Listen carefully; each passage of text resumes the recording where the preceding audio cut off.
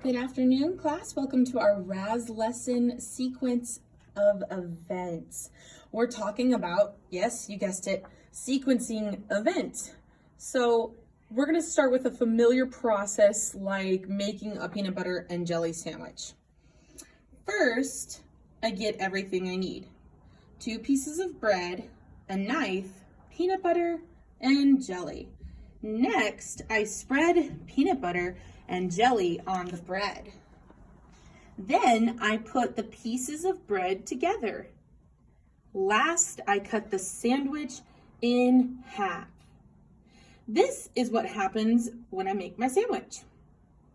What might happen if you tried to tell someone how to make a sandwich and you started by telling him or her to cut the sandwich? The person wouldn't understand how to make the sandwich. So it's important to keep these steps in order.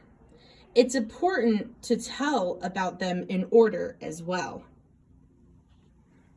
See, an event is something that happens, and every action for making a peanut butter and jelly sandwich is an event.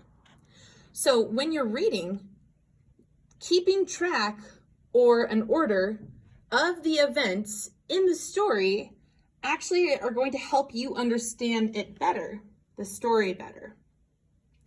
So what I'm going to do is I'm going to show you a sequence organizer, and this is going to help us keep track of things in order.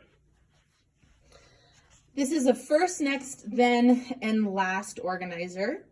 The words first, next, then, and last are the clue words for the reader to see what's going to be going on in the sequence of events. What is first, what's next, then what happens, and last.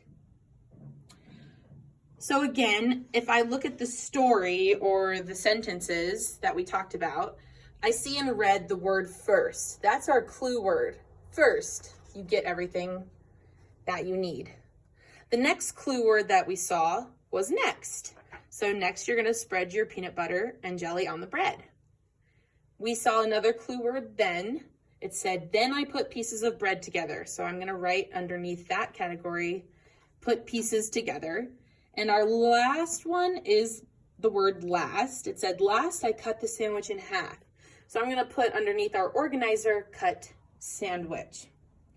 So remember that when we're telling people about an event or a routine like getting ready for school, and we want to make sure people understand, we have to make sure that we identify the order of events in the correct way. And this is one way that you can make sure you are telling someone or a reader the correct way of an event or of a process.